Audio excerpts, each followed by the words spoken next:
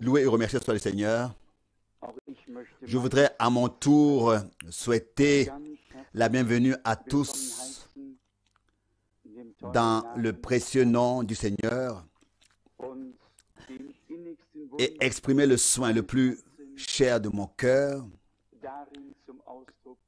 que nous ayons une rencontre avec Dieu en ces jours, que nous expérimentions Dieu, que nous ne nous contentions pas de célébrer la Pentecôte, mais que nous expérimentions la Pentecôte comme nos frères et sœurs l'ont reçu au commencement. Je suis convaincu que si nous nous tenons dans la foi, avec la bonne attitude biblique, par rapport aux promesses bibliques, Dieu accomplira et confirmera sa parole. Concentrons-nous sur la parole en ces jours.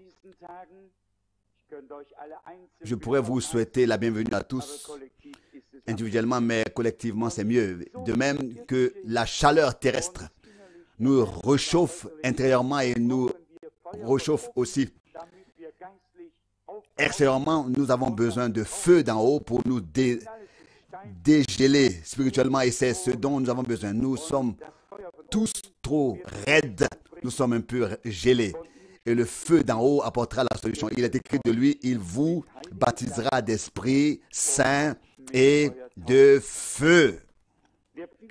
Le jour de la Pentecôte n'était pas un jour de prédication ou le temps d'attente n'était pas un temps de conversation, de discussion, mais un temps de prière, un temps d'attente, un temps de préparation intérieure pour recevoir ce que Dieu a promis.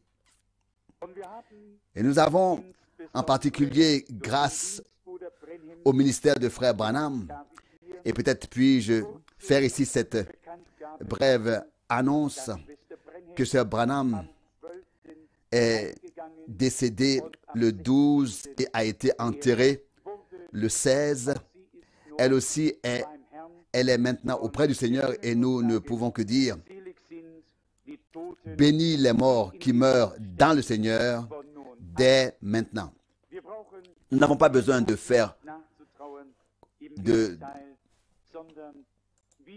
d'être tristes pour les morts, au contraire. Mais nous qui sommes encore ici, qui avons peut-être encore bien des épreuves à surmonter, bien des combats à mener, nous ne sommes certainement pas aussi bien lotis que ceux qui sont déjà maintenant auprès du Seigneur. Mais c'est bien Frère Branham par qui Dieu a mis la parole à la première place en ce temps. Cela n'a pas convenu à beaucoup. Ils ont eu des expériences, ils ont vécu des expériences, ils ont mis à la première place les choses les plus diverses qui leur étaient chères et précieuses. Mais Dieu a envoyé un prophète de la parole, un prophète parole pour appeler une épouse parole à sortir.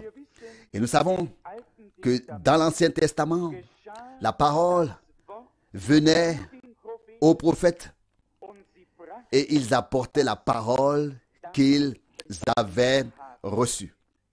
Ce n'étaient pas des prophètes qui auraient raconté des expériences, mais des prophètes à qui Dieu avait parlé, qui avaient été en communion avec Dieu. C'était des prophètes paroles qui avaient prédit le déroulement de l'histoire du salut.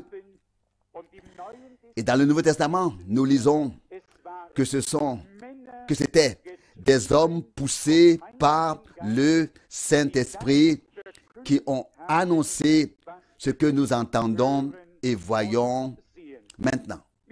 Nous savons également qu'au cours de près de 2000 ans, tant de choses ont été interprétées, modifiées, que le chemin, à tel point que le chemin vers Dieu a été presque obstrué et rendu impraticable. Mais Dieu a envoyé un précurseur avant la première venue de Christ et il a envoyé un précurseur avant la deuxième venue de Christ. Les plus grandes expériences que nous avons eues, ce que tu as de plus cher, ce qui t'est peut-être le plus précieux, doit être en accord avec la parole.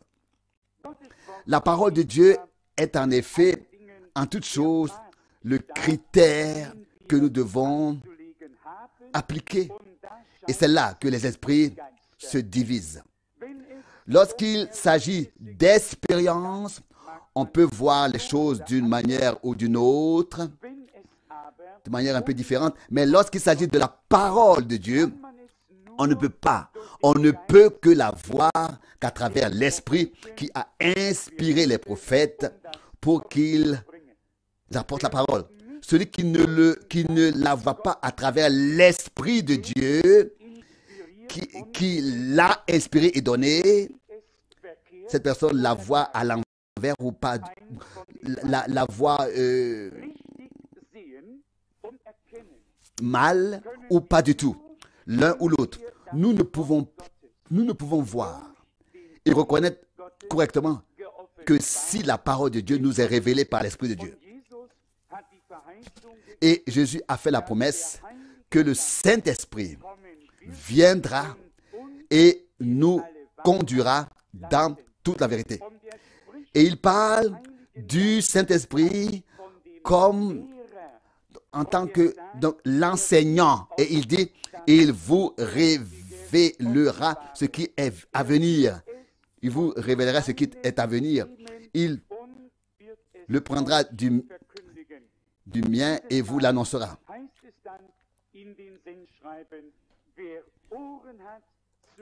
Chaque fois, les lettres d'envoi disent ensuite que celui qui a des oreilles pour entendre ce que l'Esprit dit aux églises. Le message est adressé à l'ange de l'église, car c'est ce qui est écrit au commencement de chaque lettre d'envoi. Et à l'ange de l'église écrit, et à la fin, il n'est pas dit que celui qui a des oreilles pour entendre ce que l'ange de l'église dit, mais ce que l'Esprit dit aux églises. Nous ne voyons pas et n'entendons pas l'homme que Dieu utilise comme instrument. Nous entendons la parole révélée par l'Esprit. Nous écoutons l'Esprit de Dieu nous parler. Mais aujourd'hui et demain, nous voulons quand même nous occuper en détail de l'expérience de la Pentecôte, ou du moins, dans la mesure du possible, lire brièvement à ce sujet dans l'Écriture, dans le cadre de ce temps qui nous est imparti, ainsi que ce que Frère Branham a dit à ce sujet. Car je sais qu'il y a quand même des points de vue différents concernant le baptême de l'Esprit et cette expérience surnaturelle. Si nous voulons vraiment expérimenter Dieu pendant ces 2 jours, nous devons être prêts à mettre de côté toutes nos propres opinions. Nous devons être prêts à dire oui à la parole de Dieu avec notre cœur. Dieu ne s'adaptera jamais à toi et à moi. Nous devrons nous laisser adapter à sa parole. Sinon, cela ne marchera pas. Dans chaque église, dans chaque communauté, dans chaque croyance, on essaie de faire entrer Dieu d'une manière ou d'une autre dans le programme. Mais avec l'Église de Dieu, c'est justement l'inverse. Ce n'est pas nous qui essayons de faire entrer Dieu dans un programme. Non, c'est Dieu qui nous fait entrer dans son programme. Ça, c'est la grande différence. Et nous ne nous en rendons peut-être pas compte pour le moment, mais la différence est vraiment très grande. Nous pouvons tous nous pouvons tous faire du commerce religieux. Et il y en a partout. Mais l'Église de Jésus-Christ n'existe que là où il a la parole en tant que chef, où il peut s'exprimer en tant que tête, en tant que chef, où il marche au milieu des 7 chandeliers d'or, où il peut se révéler et nous parler. Je voudrais lire de Actes des Apôtres, le premier chapitre, du verset 3. Actes, chapitre 1, du verset 3.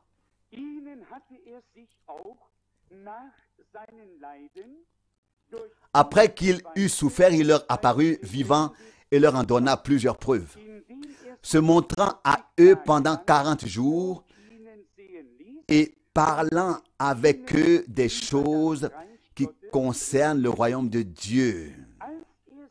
Et comme il était assemblé avec eux, il leur commanda de ne point s'éloigner de Jérusalem, mais d'attendre l'accomplissement de la promesse du Père que vous avez entendu de moi, leur dit-il. Car Jean a baptisé d'eau, mais vous serez baptisés du Saint-Esprit, et cela dans peu de jours. Eux donc, étant réunis, l'interrogèrent, disant, « Seigneur, est-ce en ce temps-là que tu rétablis le royaume d'Israël ?» Il leur dit, « Ce n'est pas à vous de connaître les temps ou les moments que le Père a fixés de sa propre autorité. Mais vous recevrez la puissance quand le Saint-Esprit sera venu sur vous. Et vous serez mes témoins à Jérusalem d'abord et dans toute la Judée et la Samarie et jusqu'aux extrémités de la terre. » Après ces paroles, il fut élevé sous leurs yeux, une nuée le reçut et le déroba à leur vue. Et comme il le suivait encore du regard, tandis qu'il montait au ciel, tout à coup, 2 hommes en robe blanche se tinrent près d'eux, qui dit, « Hommes de Galilée, pourquoi vous tenez-vous debout en regardant vers le ciel? Ce Jésus qui a été élevé du milieu de vous au ciel viendra de la même manière que vous l'avez vu monter au ciel. » Tout d'abord, cette parole jusqu'ici. C'est ici que le Seigneur Jésus a tenu son discours d'adieu aux siens.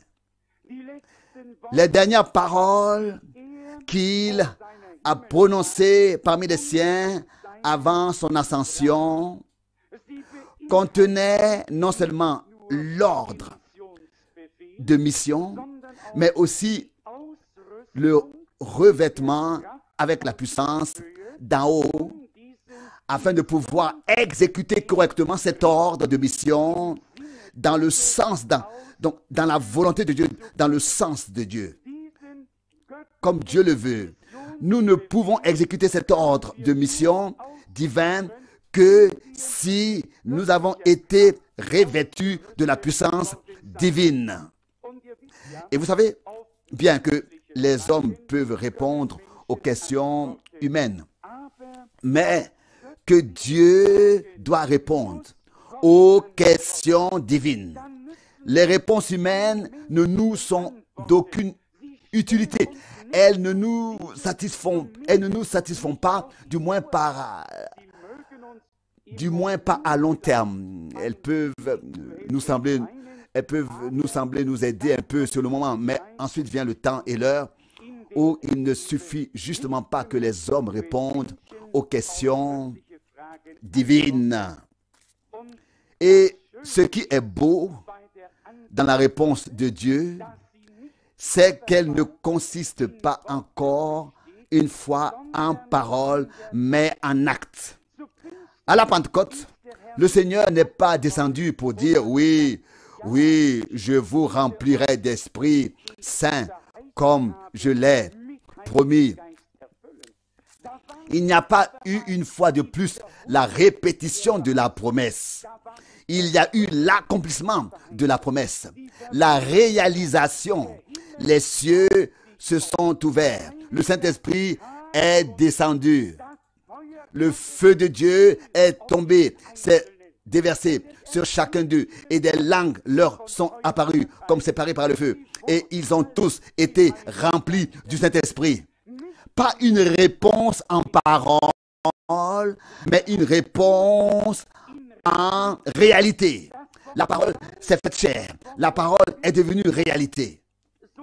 Il en est ainsi avec Dieu. Vous savez très bien que le Seigneur a été annoncé comme Messie depuis des millénaires. Mais lorsque l'Esprit est venu sur Marie, la parole s'est faite chair. Elle est devenue réalité. Les promesses ont été résumées et soudain, le Sauveur qui avait été promis tant de fois s'est présenté devant eux comme résultat. Les promesses. Donc la parole de Dieu a toujours un résultat. La parole de Dieu a toujours un résultat. Et les promesses qui se rapportaient au Seigneur s'accomplissaient en lui. Les promesses qui se rapportent à l'Église s'accomplissent dans et par l'Église. Et c'est ainsi que nous devenons l'épouse de la parole. Nous devenons, et c'est ainsi, et c'est seulement ainsi que nous devenons l'épouse parole. Il en est tellement question en ce moment, et les gens pensent qu'ils sont l'épouse parole lorsqu'ils parlent de la parole. Non, non. Ce n'est pas cela, et encore une fois, non. Nous sommes l'épouse parole seulement lorsque la parole de la promesse est devenue réalité en toi et en moi. Nous sommes alors l'épouse parole. Notre Seigneur était une parole incarnée, une parole faite chair. Et nous savons que Paul l'écrit aux Éphésiens et qu'il dit, et j'attribue ce mystère au Christ et à l'Église. Christ et l'Église ne font qu'un. Il est la tête, le chef, et nous sommes les membres. Ce qui s'est passé avec lui doit se passer avec nous. Et c'est ce que nous devons reconnaître ce soir pour saisir au plus fond de nous-mêmes la nécessité d'être remplis du Saint-Esprit. Tant que nous restons encore indifférents et que nous disons « Ah Seigneur, remplis-nous du Saint-Esprit ». Si cela est dit de cette manière comme ça dans la prière ou bien en priant, il ne se passe rien.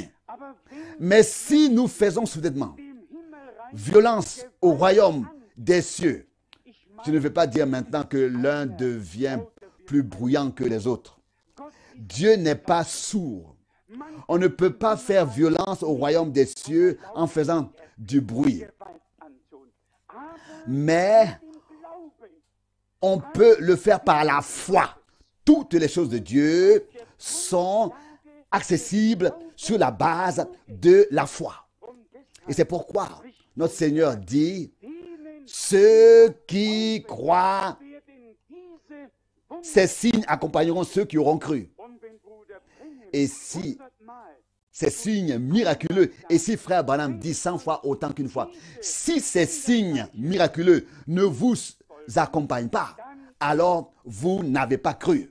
Alors vous ne croyez pas. Cela doit nous frapper une fois. Cela doit nous interpeller une fois. Cela doit pénétrer dans nos cœurs, dans notre cœur comme une épée. Et alors nous constaterons qu'il nous manque quelque chose. Et je voudrais me permettre aujourd'hui de lire quelques passages de la prédication de frère Branham, série 2, numéro 6. Pourquoi le Saint-Esprit a été donné. Jeffersonville 17, 12, 59, qui parle justement de l'expérience du baptême de l'Esprit. Je commencerai par le haut de la page 17. Eh bien, nous le disons dès maintenant. Et nous vous le montrerons plus tard. Et nous vous le montrerons plus tard. Que seuls ceux qui sont remplis du Saint-Esprit seront enlevés. Déjà cette phrase fait déjà l'effet d'une bombe. Nous sommes tout de même très proches de l'enlèvement. Et c'est pourtant ce que nous attendons tous. Mais pas que nous attendions en vain l'enlèvement. Pas que nous allions chercher l'huile alors qu'il est déjà trop tard. C'est maintenant l'heure de mettre l'huile de l'Esprit dans nos cruches. C'est maintenant l'heure de faire l'expérience avec Dieu. Et je suis reconnaissant que Dieu nous permette encore de vivre ces heures. Ce n'est que grâce. Eh bien, nous le disons dès maintenant et nous vous le montrerons plus tard. Seuls ceux qui sont remplis de Saint-Esprit seront enlevés. Seuls ceux qui sont remplis de Saint-Esprit seront enlevés. Les autres morts ne seront ressuscités qu'après les 1000 ans. Seules les personnes remplies du Saint-Esprit auront part à l'enlèvement. Dieu nous a donné le Saint-Esprit. Une parole très sérieuse.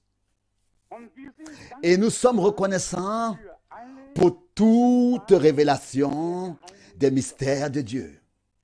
Nous sommes reconnaissants de pouvoir voir Jésus-Christ comme le Seigneur des Seigneurs, comme le Roi des Rois dans sa divinité. Nous sommes reconnaissants que dans cette dernière génération, comme le dit frère Branham, le formule frère Branham, les mystères de Dieu nous a été révélés depuis la Genèse jusqu'à l'Apocalypse. Mais si nous connaissions tous ces mystères, si nous avions toute la foi nécessaire pour déplacer des montagnes, et si nous n'avions pas l'amour, et là nous entrons directement dans le vif du sujet, l'amour de Dieu est répandu dans nos cœurs par le Saint-Esprit. Nous pouvons, et c'est ce que dit la parole de Dieu, nous pouvons faire tous les efforts du monde, cela ne marchera pas. Laissez-moi poursuivre ma lecture. Citation. Selon les Écritures, vous n'êtes pas convertis tant que vous n'avez pas reçu le Saint-Esprit. Vous croyez en cela. Le Saint-Esprit vous a parlé. Vous avez confessé Jésus publiquement.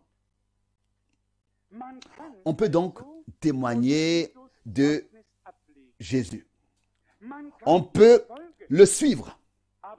Mais la conversion de l'homme n'est pas encore achevée, à moins que Dieu n'ait imprimé son sceau sur cet homme.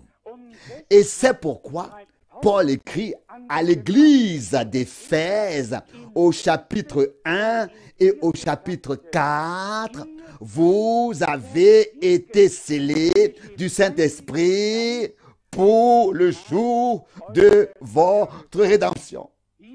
Il nous a dit ici, selon les Écritures, citation, vous n'êtes pas convertis avant d'avoir reçu le Saint-Esprit. Nous croyons en Jésus-Christ.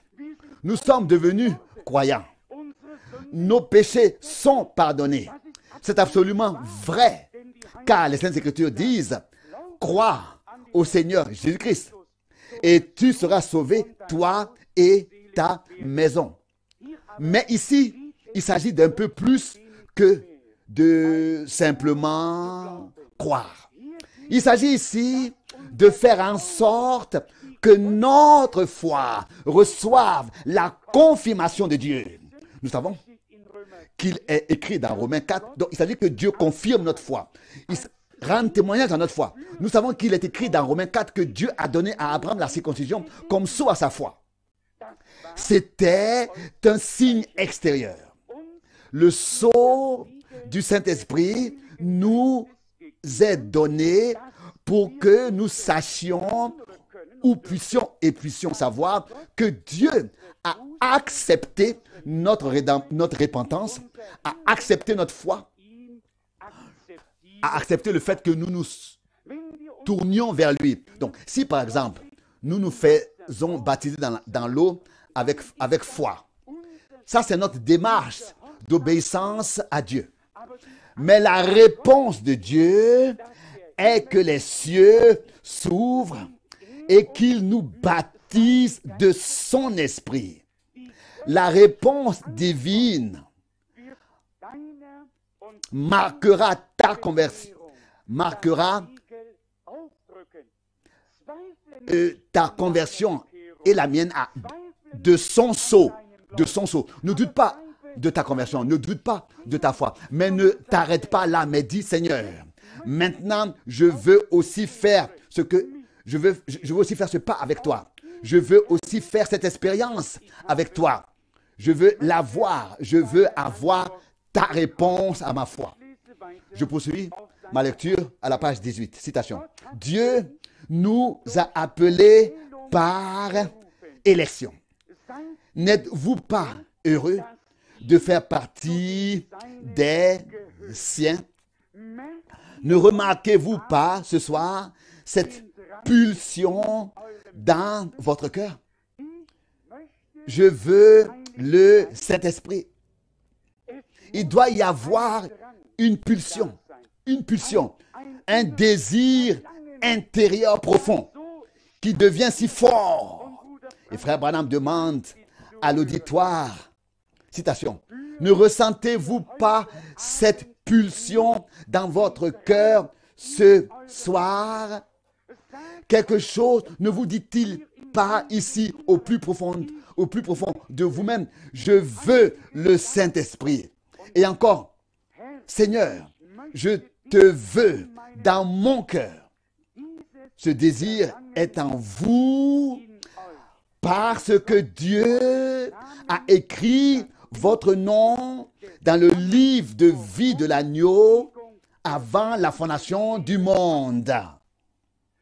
Donc, si nous faisons partie de ceux dont les noms ont été écrits dans le livre de vie de l'agneau avant la fondation du monde, c'est Dieu lui-même qui place en nous le désir de ce qui nous prépare à être avec lui pour toute l'éternité, auprès de lui. Et parce que nos noms ont été écrits dans le livre de l'agneau avant la fondation du monde, Dieu met en nous le désir d'être baptisé du Saint-Esprit, car cela est nécessaire pour contempler sa gloire.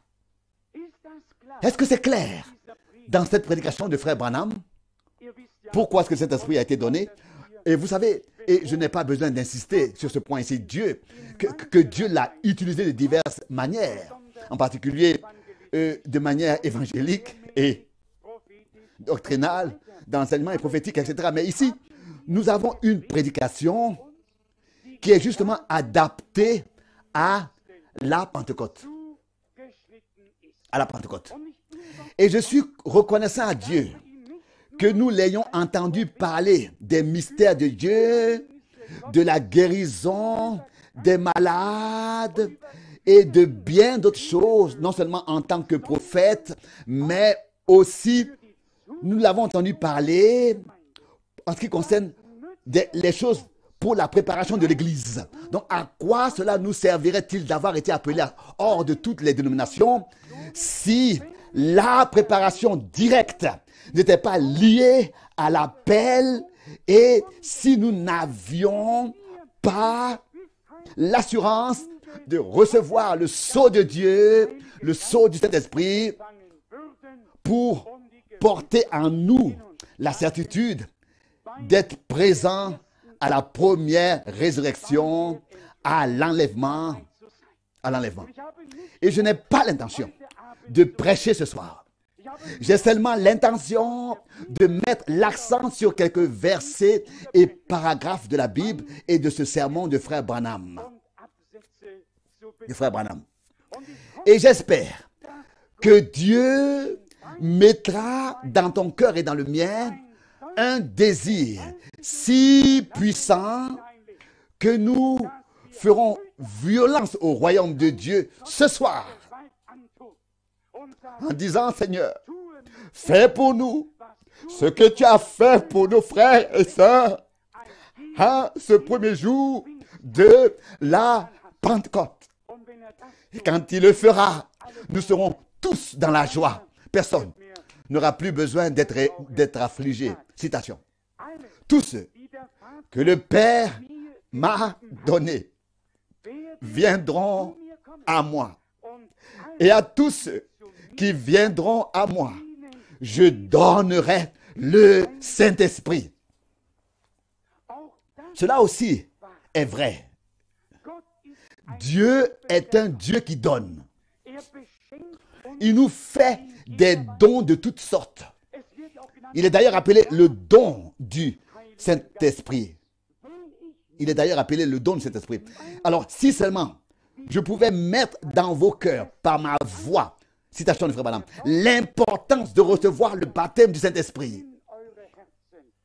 Si je pouvais mettre l'importance par ma voix, l'importance de cette expérience.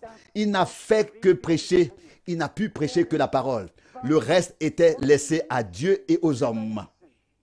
Mais on sent qu'il n'a pas seulement abordé ce sujet à la légère, mais que c'était un sujet qu'il traitait du fond de son âme pour le bien du peuple de Dieu, pour la préparation de l'Église de Jésus-Christ. Il n'est pas venu avec une bonne proposition. Il est venu avec la nécessité divine de cette expérience que nous devons simplement avoir avant notre enlèvement. Page 21. Citation. Vous n'êtes pas encore scellés tant que vous ne faites qu'y croire, mais lorsque vous avez réellement reçu le Saint-Esprit. Il y a donc une différence entre croire au baptême du Saint-Esprit et recevoir réellement dans la réalité le baptême du Saint-Esprit. On pourrait illustrer cela par de nombreux exemples. Abraham a cru en Dieu, a cru Dieu.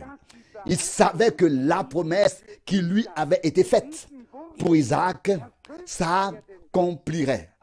Mais au début, ce n'était qu'une croyance, ce n'était qu'une foi. Mais lorsque le temps s'est accompli, la foi a vu et a expérimenté, a vécu la réalisation de la promesse. Et l'Isaac auquel se référait la promesse se tenait ou était là, sur ses pieds. Et il en va ainsi des promesses de Dieu. Elles sont d'abord là en tant que promesses auxquelles nous croyons. Et c'est nécessaire. C'est la première étape. Mais de cette foi en les promesses de Dieu, il faut passer à la réalité, à la réalisation. Un autre exemple, le Seigneur a dit, celui qui croira verra ces signes. Voici les signes qui accompagneront ceux qui auront cru. Nous pouvons dire 100 fois que nous croyons à la guérison des malades. Mais si nous imposons pas les mains aux malades et que les malades ne guérissent pas, c'est une foi qui n'a pas encore été confirmée. Notre foi n'est pas alors confirmée. Une foi qui est certes fondée sur les paroles de Dieu, mais qui n'a pas encore trouvé sa réalisation. Puissions-nous comprendre ces jours-ci qu'une épouse parole signifie que toute la parole de Dieu qui a été donnée pour elle et qui lui est adressée parvient à son accomplissement et devient réalité à travers elle. Nous l'avons également souligné lors de ce tour d'horizon le week-end dernier. Partout où Dieu a fait des promesses, le temps de l'accomplissement est également venu. Et le temps de l'accomplissement était le produit, c'était la chose même dont il s'agissait en fait. Il en va de même pour le baptême de l'Esprit. Ici, Frère Branham dit, citation, « Vous n'êtes pas encore scellés tant que vous ne faites que croire. Mais lorsque vous avez effectivement reçu le Saint-Esprit. » Donc, si le scellement est une nécessité divine et que le scellement ne peut se faire que par le Saint-Esprit, alors nous remarquons à quel point la réception du Saint-Esprit est nécessaire. Et je vous le dis, nous pouvons tous être remplis du Saint-Esprit ce soir, ici. Nous n'avons pas besoin d'attendre 10 jours. Nous n'avons plus besoin d'attendre 10 jours. Il nous suffit de nous ouvrir et de nous mettre à la disposition de Dieu pour qu'il puisse l'accomplir. Citation. C'est seulement ainsi que vous pouvez avoir part à la première résurrection. Si le Saint-Esprit vous en rend, vous rend le témoignage, si le Saint-Esprit entre en vous, ce sont des paroles que nous ne pouvons pas facilement rejeter à droite ou à gauche. Ce sont des paroles qui doivent avoir quelque chose à te dire, quelque chose à dire à toi et à moi ce soir. Et nous allons tout à l'heure entrer en prière et donner à Dieu la possibilité de nous remplir tous d'Esprit Saint. Ne demandez pas comment cela va se passer. Après tout, ça, c'est l'affaire de Dieu. Si je le faisais, vous pourriez me le demander, je saurais alors comment je le ferais. Mais puisque c'est Dieu qui le fait, acceptons-le tel qu'il le fait, sans aucune idée personnelle, aucune imagination personnelle. Les choses seront toujours différentes de ce que nous imaginons. Différentes de ce que nous imaginons. Pas une seule fois, Dieu le fera quelque chose comme toi ou moi l'imaginons. Chaque fois, ce sera différent. Mais toujours biblique, c'est très important. Citation. Maintenant, le Saint-Esprit agit comme au commencement. L'Église est unie, est réunie, unifiée et produit l'action puissante du Saint-Esprit comme il le faisait alors, autrefois. Les mêmes œuvres qui se sont produites au commencement se manifestent maintenant, se manifesteront maintenant de la même manière. Ici, il pointe vers le commencement. Jésus-Christ, après tout, est le premier et le dernier. Il est l'alpha et l'oméga, le commencement et la fin. Comme il a agi au commencement, il doit agir à la fin. Car la fin doit redevenir semblable au commencement. Mais avant qu'il puisse agir ainsi, nous devons en tant que croyants vivre la réalisation de la promesse. Non seulement être porteur, pas seulement être porteur de la promesse de Dieu, mais en tant que porteur de cette promesse, Dieu veut en faire une réalité en nous. Abraham était porteur de la promesse. La promesse s'est réalisée. Elle est devenue une réalité. Toi et moi, nous sommes porteurs de la parole de Dieu. Nous sommes porteurs des promesses de Dieu. Nous avons été pardonnés. Nous avons reçu la grâce de Dieu. Dieu nous a pardonnés par le sang de l'agneau. Maintenant, il veut achever notre conversion. Il veut répondre par son esprit. Que les cieux s'ouvrent et que le Saint-Esprit se déverse, descende. Et si ce soir, nous ne sommes pas seulement porteurs de la promesse, mais que nous croyons que Dieu la réalise ce soir, alors cela doit simplement arriver. Nous n'avons plus besoin d'attendre. Comme c'est glorieux. Citation, encore une fois. Maintenant, le Saint-Esprit agit comme au commencement. L'Église est unie et produit l'action puissante de Dieu. De Dieu. N'est-ce pas là une parole merveilleuse?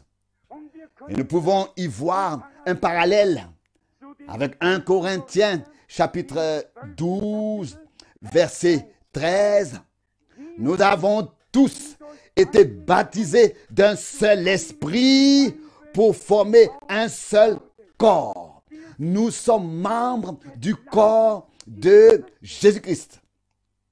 Comprenez une fois que Dieu ne peut absolument rien faire sans nous. Comme la tête ne peut absolument rien faire sans les membres, sans le corps. Il a besoin de nous. Il s'est racheté, il s'est acquis, il a racheté l'Église pour être la tête de cette Église, pour pouvoir agir sur les différents croyants comme à travers ses membres et pour manifester sa puissance. Et pour cela, nous avons besoin de la puissance du Saint-Esprit. Il s'agit en effet d'un royaume divin, d'un royaume spirituel. Et dans ce royaume, ton action et la mienne ne sont pas nécessaires, ne sont pas demandées. Seule l'action du Saint-Esprit est requise. Et Paul écrit encore aux Corinthiens, le don de l'un, le don, tel et tel don est donné à l'un et l'autre attribué à l'autre. Et derrière cela, il y a ensuite la phrase récapitulative. Mais tout cela, c'est un seul et même esprit qui l'opère en attribuant à chacun un don comme il le veut. Nous avons besoin de l'action pure du Saint-Esprit. Sans lui, sans cela, les mêmes œuvres qu'au commencement ne pourront pas être accomplies maintenant. Sans cela, sans lui, l'Église ne pourra pas être unifiée. Les hommes essaient d'avoir des disciples et de les attirer à eux. Mais Dieu, lui, unit son Église sous une seule tête. Et Jésus-Christ est cette tête. Et nous tous En tant que membres, nous nous laissons rassembler pour former ce corps glorieux du Seigneur. On pourrait encore lire un certain nombre de passages. Pour conclure, revenons à la Bible et poursuivons un peu notre lecture. Peut-être encore une fois le verset 9 du chapitre 1. Donc chapitre 1, verset 9. Actes chapitre 1, verset 9. Après ces paroles, il fut élevé sous leurs yeux. Une nuée le reçut et le déroba à leur vue.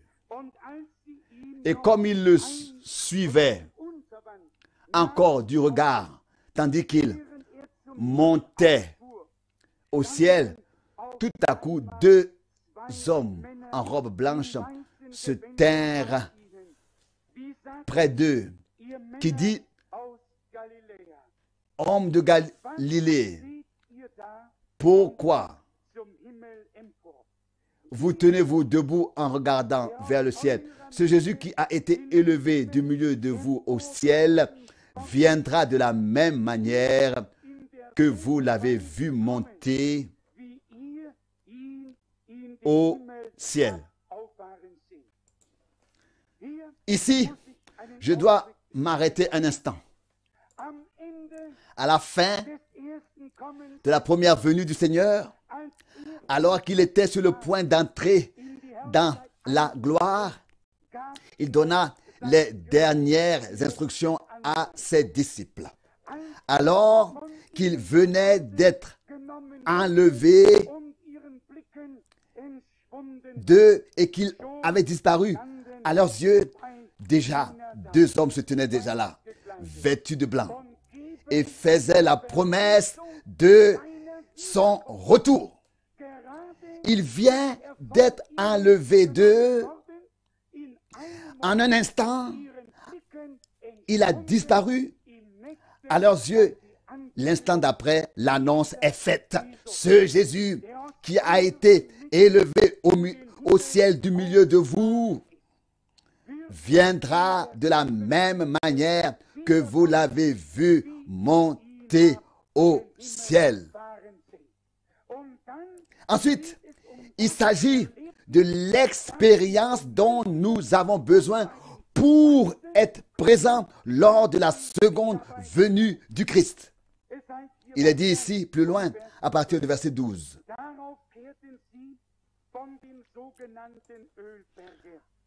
Acte 1, verset 12. Après cela, ils revinrent à Jérusalem de la montagne dite des Oliviers qui est proche de Jérusalem et n'est éloignée que d'un chemin de sabbat. Verset 13. Quand ils furent arrivés, ils montèrent dans la chambre haute de la maison où ils avaient l'habitude de se retirer, à savoir Pierre, Jean, Jacques, etc. Et ensuite au verset 14. Tout cela était là là-bas d'un commun accord et continuellement unis dans la prière. Je pourrais vous dire, je crois que c'est dans Luc qu'il se trouvait, où il est écrit qu'il se trouvait dans le temple. Dans Luc 24, il est dit au dernier verset, et ils demeurèrent continuellement dans le temple, glorifiant Dieu. Dans Luc 24. Mais ici, ils n'étaient pas dans le temple. Ici, ils étaient à l'endroit sur l'esplanade supérieure, donc sur la chambre, dans la chambre haute de la maison où ils étaient assis souvent avec leur maître. Dans le temple, beaucoup de choses allaient et venaient. Il y avait les uns et les autres et tout était mélangé. Ils allaient là où ils s'étaient souvent réunis avec Jésus pour attendre la promesse.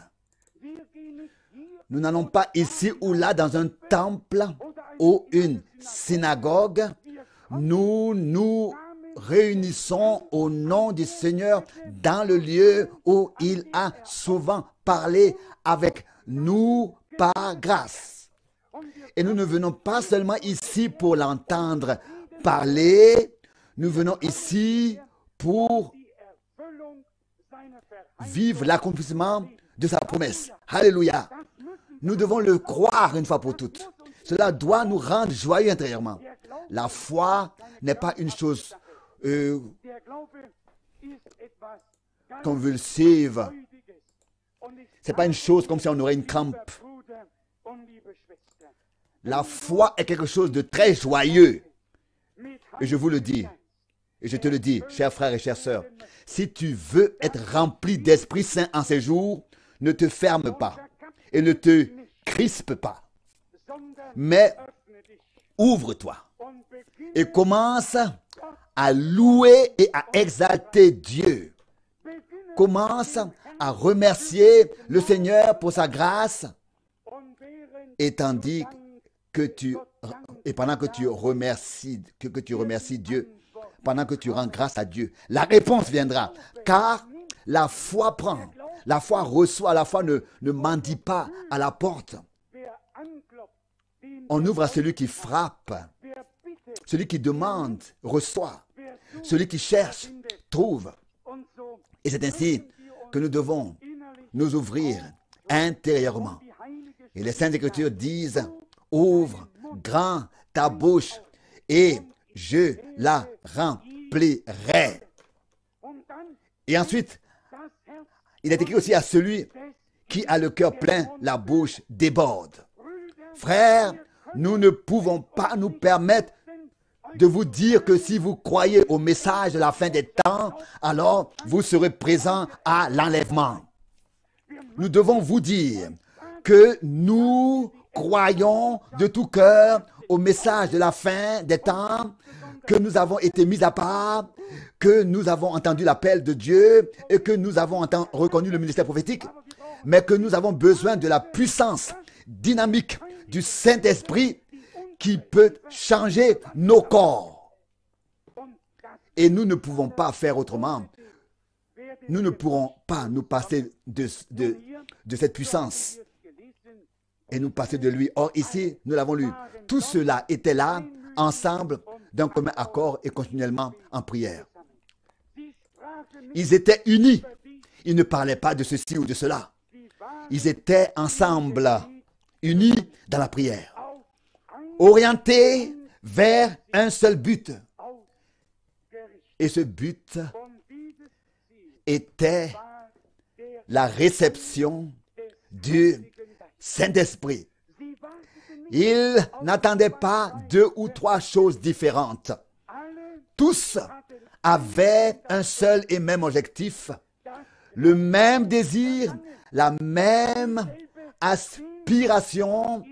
Leurs prières se sont réunies, sont montées vers Dieu. Et Dieu a répondu. Dieu a répondu. Et ils ont tous été remplis du Saint-Esprit. Qu'en est-il de nous ce soir? Où vont tes pensées et les miennes? Puissent-elles être prises sous le contrôle de Dieu? Et c'est si beau quand frère Branham, dans le film que beaucoup ont vu et parfois pendant le service de guérison ou au commencement du service de guérison, dit: maintenant, je prends chaque esprit sous mon contrôle pour la gloire de Dieu. Que seul le Saint-Esprit puisse agir et que seul le Saint-Esprit peut encore agir maintenant, et ainsi que tous les autres esprits se taisent au nom de Jésus-Christ de Nazareth et que le Saint-Esprit parle et que l'Esprit prononce les paroles de Dieu et les paroles de Dieu sont esprit et sont vie. Elles deviennent réalité devant tes yeux et les miens. Reconnaissant pour la parole de Dieu, reconnaissant pour l'accomplissement de l'Écriture en Israël, reconnaissant pour l'accomplissement des prophéties dans le monde entier, reconnaissant pour la parole prophétique. si je vous dis, nous n'avons tous rien, nous avons tous rien à nous plaindre. Nous n'avons que des remerciements à rendre. Car si nous nous plaignons déjà maintenant, que deviendront les temps difficiles? Que se passera-t-il quand les temps difficiles viendront? Pour l'instant, nous n'avons aucune raison de nous plaindre. Peut-être péchons-nous parfois en le faisant. Si nous amenons aujourd'hui à la croix toutes nos détresses personnelles, tout ce qui voudrait nous mettre à terre, et que nous nous en débarrassons et que nous les mettons aux pieds de Jésus et que nous disons, Seigneur, tu as versé ton sang sur la croix à Golgotha. Tu m'as racheté et appelé par mon nom. Je suis à toi pour le temps et pour l'éternité. Et si nous disions, Seigneur, tu m'as élu avant la fondation du monde. Vous savez, il faut une fois épancher son cœur à Dieu dans la gratitude, dans la reconnaissance. Ouvrir son cœur. Pas toujours, ah Seigneur, tu sais ceci et cela, et cette détresse, etc. Ce n'est pas ainsi que nous avançons avec Dieu. Nous tournons alors sur nous-mêmes et n'avançons pas. Nous restons au même endroit. Si nous mettons tout à la disposition du Seigneur et croyons en la prédestination, que tout se passe dans son royaume selon sa volonté et que nous sommes placés dans son royaume, alors tout se passera comme il le veut. Vous savez que lorsque cette affaire de Gethsémani et tout ce qui s'ensuit est arrivé au Sauveur, c'est Pierre, et pas seulement Pierre, l'ennemi en lui, qui a dit, Seigneur, seulement que cela ne t'arrive pas. Il voulait pour son maître un chemin agréable, un chemin sans problème, un chemin sans croix, un chemin sans opprobre, un chemin sans mort. C'est le genre de chemin que toi et moi pouvons souhaiter. Mais c'est toute autre chose que nous obtiendrons. Tu peux souhaiter ce que tu veux. Tu obtiendras ce que Dieu a prévu pour toi. Tu dis, ah Seigneur, je voudrais que tout aille bien pour moi. Oui, mais même, comment veux-tu alors être préparé? Non. Dieu fera entrer dans ta vie ce qui est nécessaire. Ni plus, ni moins. Et il ne laissera personne être tenté au-delà de ses moyens, au-delà de ce qu'il pourra supporter. Mais il fera en sorte que chaque épreuve, chaque tentation, chaque détresse, chaque chagrin, que tout prenne fin, que nous puissions le supporter. Et le Seigneur sait que même si nous disons souvent, je ne peux plus, il sait très bien que nous pouvons encore, mais seulement avec sa force, avec sa puissance. Je vous le dis, si je regardais à moi, je me serais effondré depuis longtemps. Mais lorsque je regarde au Seigneur, je reçois de nouvelles forces et je vois devant moi l'Église, le peuple de Dieu, que le Seigneur a appelé à sortir avec un puissant message d'amour et d'instruction et d'enseignement. Oh, si Dieu pouvait nous rendre joyeux en ces jours.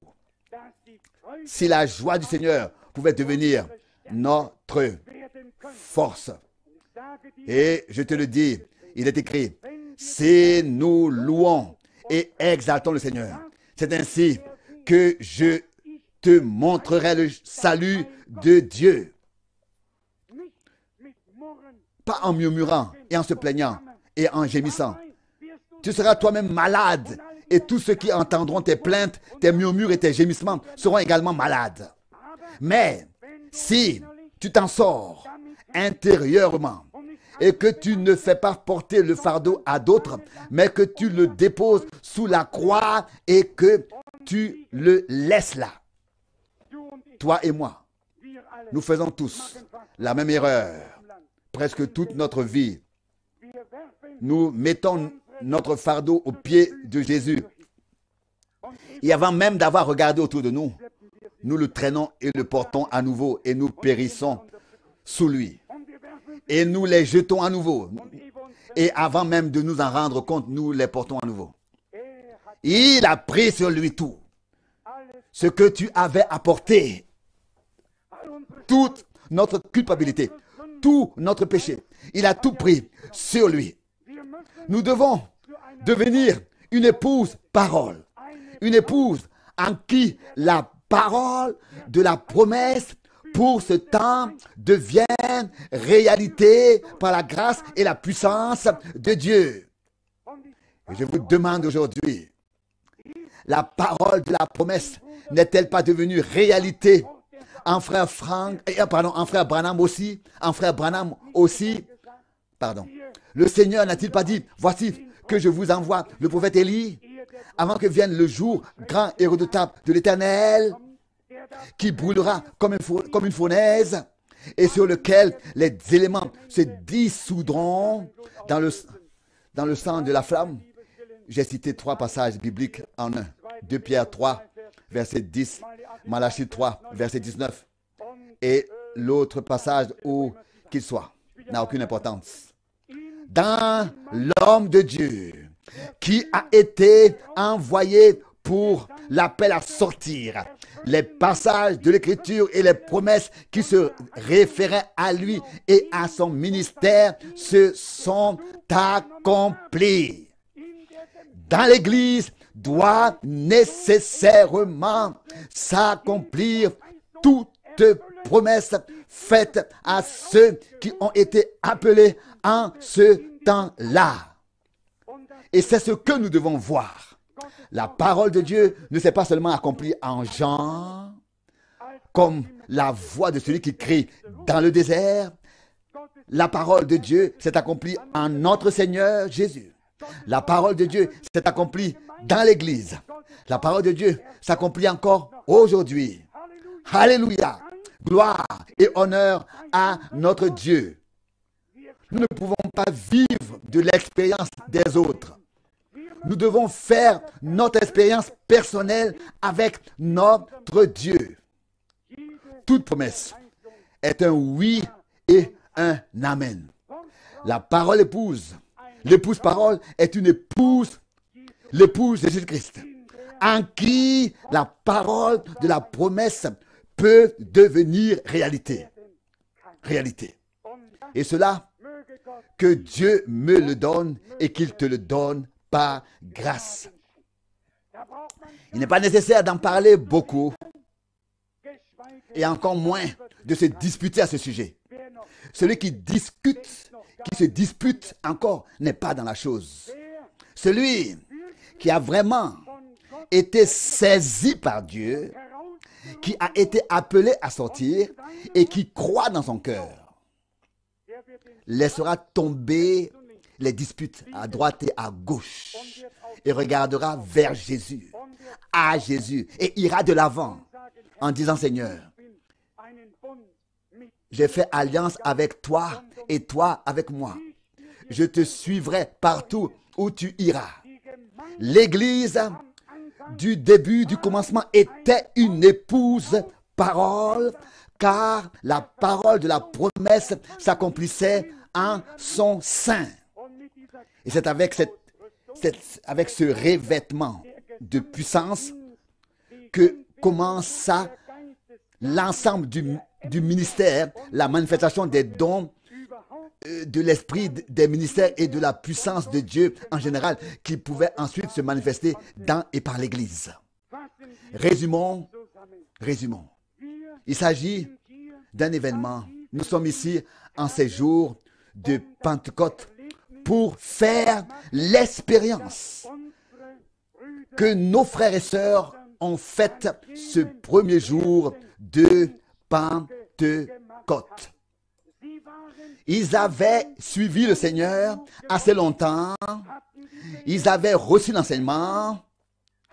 Ils avaient laissé derrière eux la crucifixion, la calomnie, la trahison. Ils s'étaient rassemblés dans la crainte, car ils n'étaient plus que quelques-uns. Ils avaient fermé les portes. Mais le Seigneur, il s'est avancé au milieu d'eux et a dit que la paix soit avec vous. Et lorsque le jour de la Pentecôte s'est accompli, les cieux se sont ouverts et la bénédiction de Dieu s'est répandue. Je n'ai pas encore lu que le ciel s'était ensuite fermé. Je n'ai pas encore lu que Dieu avait cessé de bénir. Bien au contraire, presque dans chaque prédication, Frère Branham se réfère à Hébreux 13, verset 8. Jésus-Christ est le même hier, aujourd'hui et le même éternellement. Et c'est de lui que Jean a dit, c'est lui qui baptise d'esprit et de feu. Et c'est ainsi que nous pouvons l'attendre aujourd'hui. Réjouissez-vous en votre Dieu. C'est ainsi que nous pouvons nous attendre à cette expérience aujourd'hui. Réjouissez-vous en votre Dieu et rendez grâce au Seigneur de tout votre cœur. Et remerciez-le. Voilà comment nous pouvons le recevoir. Peut-être que demain matin, je le ferai jouer ici une fois. Je vais vous faire écouter cela une fois. Comme Frère Branham m'a demandé à la fin d'une prédication de la parole, que tous ceux qui n'ont pas encore reçu le Saint-Esprit, qu'on puisse prier pour eux, pour qu'ils puissent faire l'expérience. Et vous verrez, vous serez étonnés de la manière dont cela s'est passé. Cela s'est passé. C'est tellement pas comme toi et moi l'imaginons. Si nous ne l'entendons pas ici demain, vous pourrez de toute façon l'entendre sur le prochain sermon que nous enverrons. Mais je vous demande une chose, dès ce soir, ne soyons pas réunis en vain de près ou de loin, mais disons, Seigneur, bénis-nous, sois avec nous, accomplis ta parole, en moi, sur moi, par moi. Et quand nous prions tous ainsi, et que cela devient de plus en plus puissant, et que soudain, cela passe de la prière à l'Esprit de Dieu, dans l'Esprit de Dieu, et que la gloire du Seigneur descend et nous remplit tous. Combien ont vraiment reconnu à partir des Écritures, des Saintes Écritures et des citations que nous avons lues, à partir de la prédication de Frère Branham, aujourd'hui, la nécessité, combien ont compris la nécessité d'être bibliquement remplis du Saint-Esprit. Vous tous, vous n'avez pas besoin de lever les mains, juste d'ouvrir votre cœur à Dieu et votre bouche et de dire, Seigneur, aujourd'hui, je l'ai reconnu, je veux être rempli de cet esprit aujourd'hui. Si vous dites dans la prière, Seigneur, je sais qu'un jour, tu me rempliras du Saint-Esprit. C'est une chose tout à fait indéterminée. Ce n'est pas du tout une prière. Vous pouvez vous en passer de prier ainsi. La foi n'est pas une foi pour une fois. La foi, c'est que tu puisses croire. Tu verras la gloire de Dieu. Lorsque Marthe a dit, je sais que mon frère ressuscitera au dernier jour, le Seigneur a été ému intérieurement. Il a dit, mais après tout, mais je suis la résurrection et la vie. Je suis la résurrection. Et en d'autres termes, tu n'as pas besoin d'attendre. Et il n'a pas besoin d'attendre le jour du jugement dernier. Moi, la résurrection, je suis là, ici. Lazare, sors! Nous n'avons pas besoin d'attendre. Nous n'avons plus besoin d'attendre. Jésus est ici pour remplir d'Esprit Saint, pour répandre sur nous le feu de Dieu. Mais la seule nécessité, c'est d'être unis dans la foi. D'être unis dans la foi. Et cela orienté vers le même but dans la prière. Si quelqu'un se laisse déranger par un autre qui fait trop de bruit, la bénédiction est déjà partie. Aujourd'hui, laisse donc que laissons chacun selon sa mentalité. Vous savez, il y a des gens qui, lorsqu'ils ont une douleur profonde, pleurent et d'autres rient. Oui, Les mentalités sont différentes, sont tellement différentes. L'un